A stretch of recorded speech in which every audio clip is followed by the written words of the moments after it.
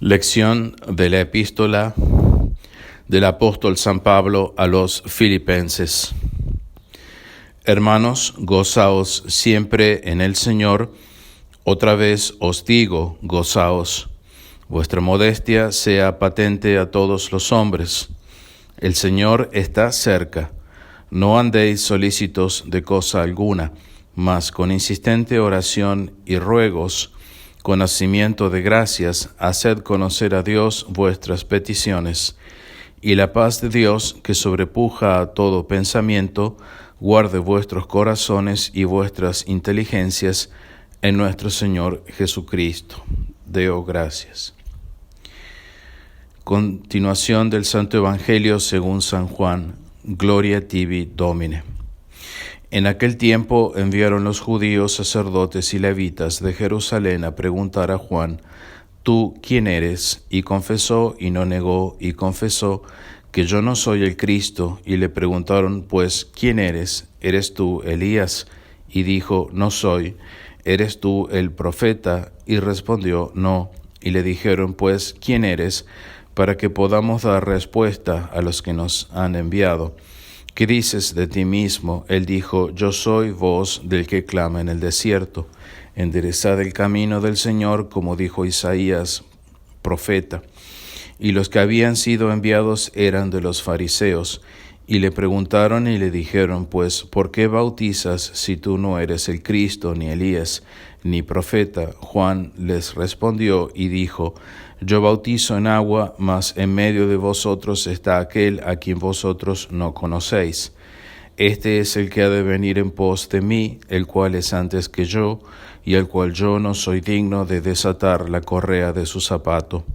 Esto aconteció en Betania, de la otra parte del Jordán, en donde estaba Juan bautizando.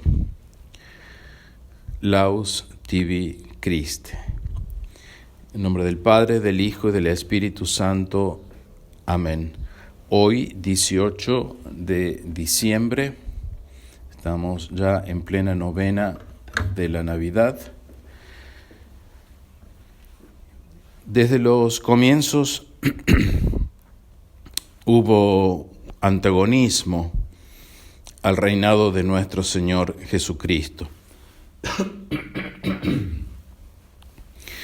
Y en ese contexto, unos 800 años antes de su nacimiento, Isaías profetiza que nacería de la Virgen.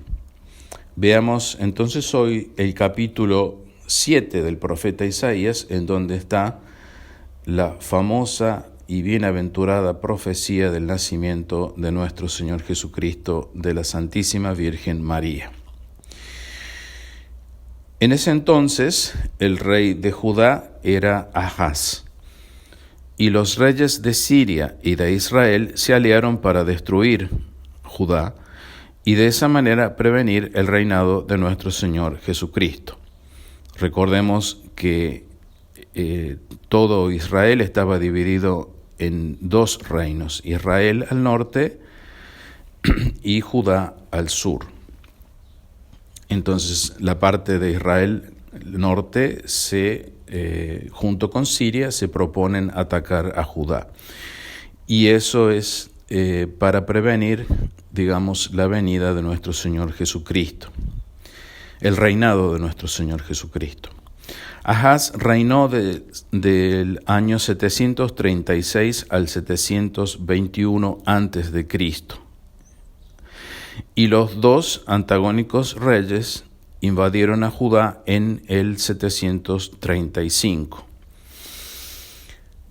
Entonces dice así el texto de Isaías: Aconteció que en los días de Ahaz, hijo de Joatán, hijo de Osías, rey de Judá, subió Rasín, rey de Siria, con Fasé, hijo de Romelías, rey de Israel, a Jerusalén para hacer guerra contra ella, pero no pudo tomarla.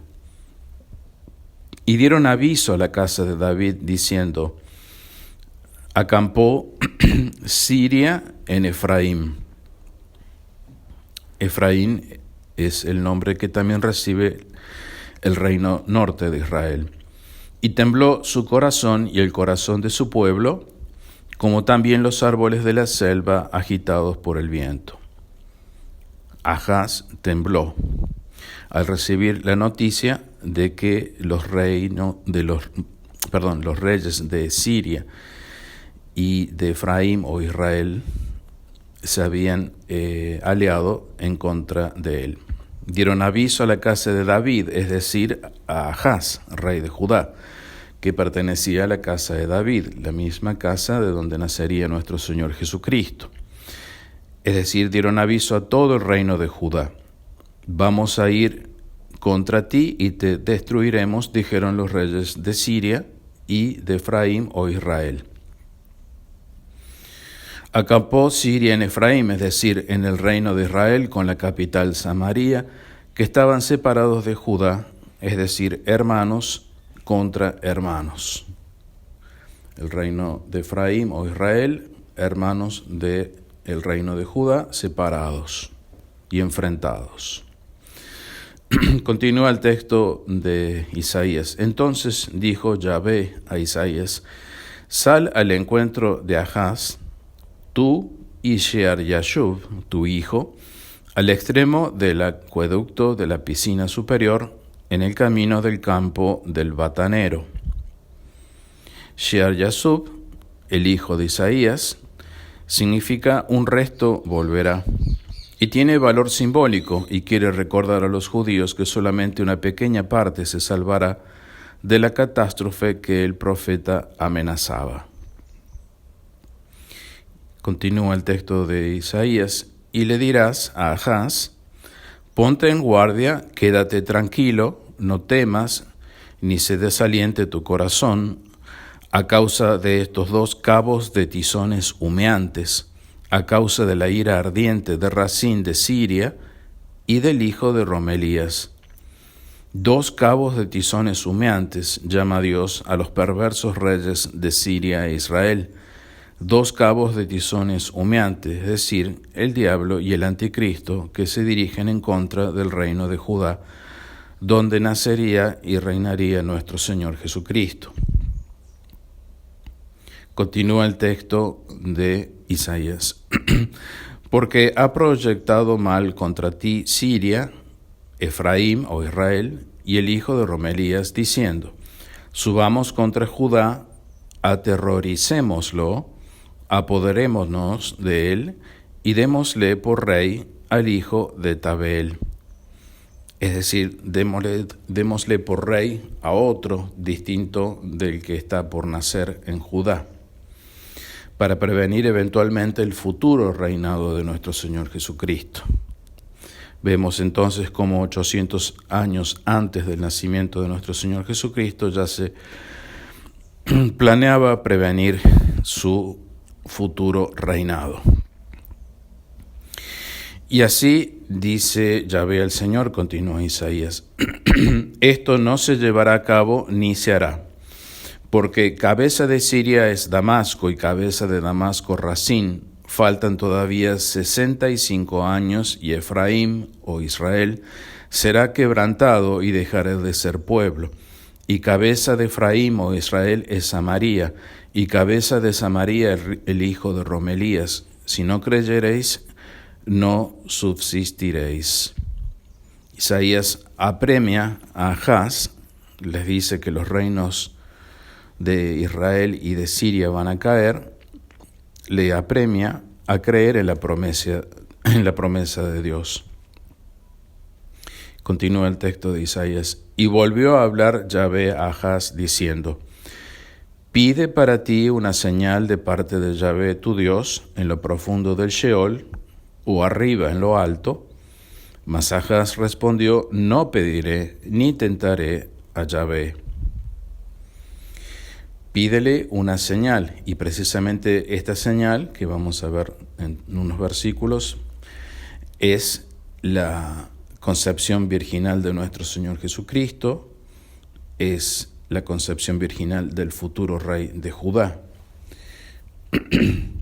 Pero Ahaz se niega a pedir una señal a Dios, precisamente esa señal tan importante. Ahaz simuló piedad y temor de Dios, pero en realidad prescindió por completo de la ayuda del Señor y solamente confió en sus propias fuerzas. Fue un pecado tan grande que solo la suficiencia del hombre es capaz de idearlo. El rechazo de Ahaz de pedir una señal a Dios constituye una ofensa al Altísimo que irremisiblemente hubo de conducirlo a la perdición. Dice al respecto San Francisco de Sales, comentando este pasaje: ha malvado. Afecta tener gran reverencia a Dios y socolor de humildad no quiere aspirar a la gracia con que su divina bondad le convida. ¿Acaso no ve que cuando Dios nos quiere favorecer es soberbia rehusarlo, que los dones de Dios nos obligan a recibirlos y que es humildad obedecer y seguir con la mayor prontitud su voluntad? Termina el texto de San Francisco de Sales. Y rechazaba, como dije recién, nada más ni nada menos que la señal que Dios le daría a su pueblo del nacimiento, de la concepción virginal de la Virgen, el nacimiento del futuro Rey. Dijo entonces el profeta Isaías: oíd pues, casa de David, ¿acaso os es poca cosa molestar a los hombres, que molestáis también a mi Dios? Por tanto, el Señor mismo os dará una señal. Es decir, el Señor da la señal aun cuando Ahaz rehusara pedir esa señal. He aquí que la Virgen concebirá y dará a luz un hijo, y le pondrá por nombre Emmanuel. Esa es la señal. La Virgen concebirá, es decir, una Virgen determinada, profecía eminentemente mesiánica, como lo atestigua la unánima tradición católica desde San Justino, el siglo I, y San Ireneo, siglo II, y desde los cuadros de las catacumbas. La única Virgen Madre fue María, y Emmanuel, del hebreo Immanuel, Dios con nosotros, es uno de los nombres de Cristo. Envidiemos santamente a María, dice Monseñor Straubinger, entre los incontables privilegios de su elección, este singularísimo de su maternidad, en cuanto la llevaba a amar con todo su ser a su divino Hijo, en tanto que nosotros nuestra inclinación natural tiende a apartarnos de Él, y solo podemos amarlo espiritualmente. Mas también es María el modelo sumo de este amor espiritual, y Él inspira de tal manera todas las relaciones de aquella madre con aquel hijo, que los lazos de la carne jamás pudieron dificultar la entrega sin reservas que ella hizo de Él a los designios redentores del Padre, como lo vemos principalmente al pie de la cruz.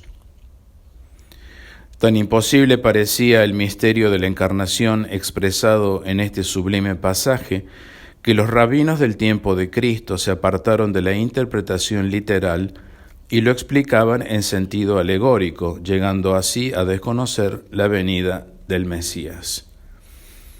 Repito esta idea: los rabinos interpretaban alegóricamente esta profecía de Isaías de la concepción virginal de la Virgen. El problema de siempre lo tenemos entonces como lo tenemos hoy: apartarse del sentido literal ante su incomprensión para refugiarse en una posible interpretación alegórica, que muchas o más de las veces está influenciada por conveniencias. Es este uno de los más elocuentes ejemplos del daño a que puede conducir el abuso de la interpretación alegórica, dice Monseñor Straubinger, según la fantasía de cada uno. Los sumos pontífices en los últimos tiempos no han cesado de inculcar la obligación de buscar primeramente el sentido literal, como hemos visto en la encíclica Providentissimus Deus del Papa León XIII, como también puede verse en la encíclica Spiritus Paraclitus del Papa Benedicto XV y especialmente en la encíclica Divino Afflante Spiritu del Papa Pío XII. El mismo San Jerónimo, de quien Benedicto XV dice que también pagaba tributo a la interpretación alegórica, la mayoría de la interpretación de San Jerónimo es alegórica, que dominaba en la escuela de Alejandría, declara al respecto: no es posible que tantas promesas como cantaron en el sentido literal los labios de los santos profetas queden reducidas a no ser ya otra cosa que fórmulas vacías y términos materiales de una simple figura de retórica. Ellas deben, al contrario, descansar en un terreno firme, es decir, el literal. Y esta cita de San Jerónimo la coloca su santidad Benedicto XV en su encíclica, como mencioné recién, Spiritus Paraclitus, que si tenemos oportunidad la estudiaremos también en un futuro cercano. Así, nuestro Señor Jesucristo, continuamos con el texto de Isaías, comerá leche cuajada y miel hasta que sepa repudiar el mal y elegir el bien. Allí concluye la profecía del nacimiento, de la concepción virginal, de nuestro Señor Jesucristo.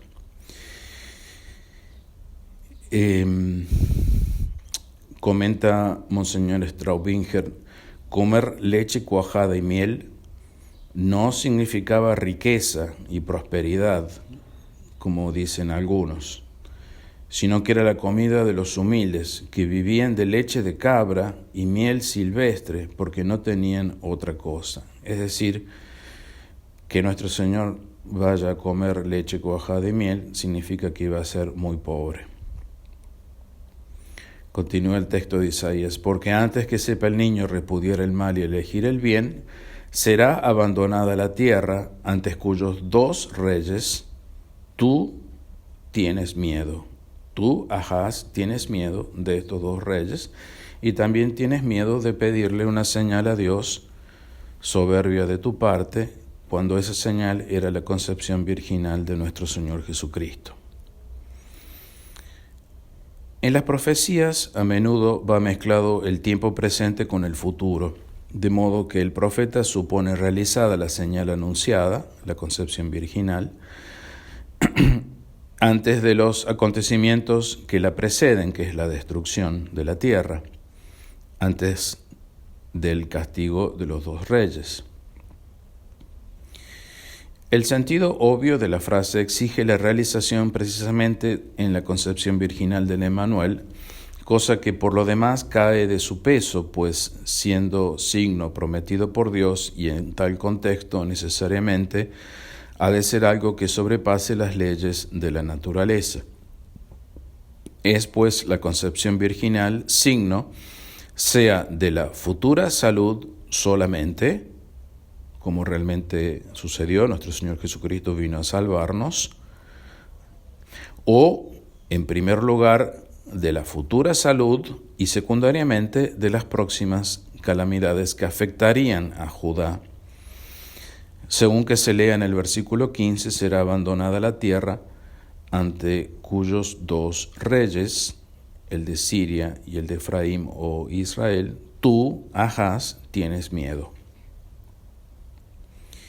Ni ofrece dificultad a la naturaleza de tal signo que había de verificarse casi 800 años después, como prueba de la liberación o de la liberación y próximo castigo de Judá, puesto que contemplando el profeta en visión imaginaria el signo y la cosa significada, con completa prescindencia de la cronología, de manera que ambas cosas se le ofrecían como presentes, tomó al Emmanuel como medida de ese mismo tiempo al pronunciar en él la futura salvación, y así al contemplarlo en su visión como naciendo en ese momento de la Virgen, afirmó que no había de pasar más tiempo que el que necesita el niño para llegar al uso de la razón, antes que viera la ruina de Judá, ruina que prácticamente comenzó con esa campaña de Teglat-Falazar. es porque el profeta ve las cosas como signo y a la vez como realizadas. Entonces ve el presente y ve el futuro. Por eso dijo que no pasaría el tiempo en que el niño crecería y tendría ya uso de razón, que acontecerían esas cosas.